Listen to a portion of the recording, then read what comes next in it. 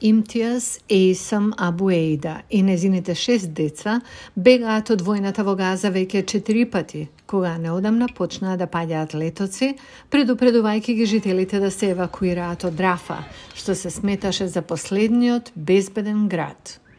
Од тогаш Абуейда и стотици илјади други луѓе, повеќето од нив раселени неколку пати, побегнаа подлабоко во Газа, додека војната во близина на египетската граница се интензивираше, а хуманитарната помош останува заглавена во камионите од другата страна. Никаде не е безбедно. Колку пати треба да бегаме и да бидеме бездомници. Овде едва и можеме да најдеме вода. Мојот син мора да оди далеку за да донесе вода. Што е со децата? Едва имаме вода за пиење. Во овој пустински логор во близина на разурнатиот град Кан Юнис, семејствата велат дека практично нема основни средства како лекови, храна, вода или доволно материјали за изградба на засолништа. Уште поразорно, велат раселените семејства, е чувството дека се напуштени од светот, додека мировните преговори продолжуваат во услови на зголемено насилство.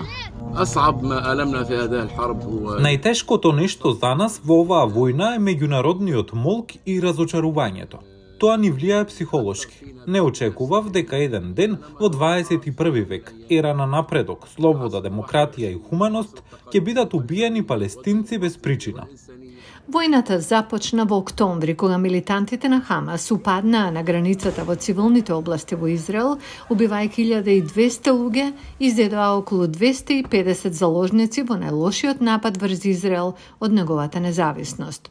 Од тогаш Министерството за здравство на Газа соопшти дека повеќе од 35.000 луѓе се убиени во Газа, а повеќето од над 2 милиони жители се раселени. Светската програма за храна соопшти дека за неколку дена ќе ги снема резервите на храна и гориво во Газа. Организацијата рече дека глад има во северниот дел на Газа, а остатокот од појасот е загрозен. Хуманитарните групи велат дека здравствениот систем во Газа пропаднал пред неколку месеци.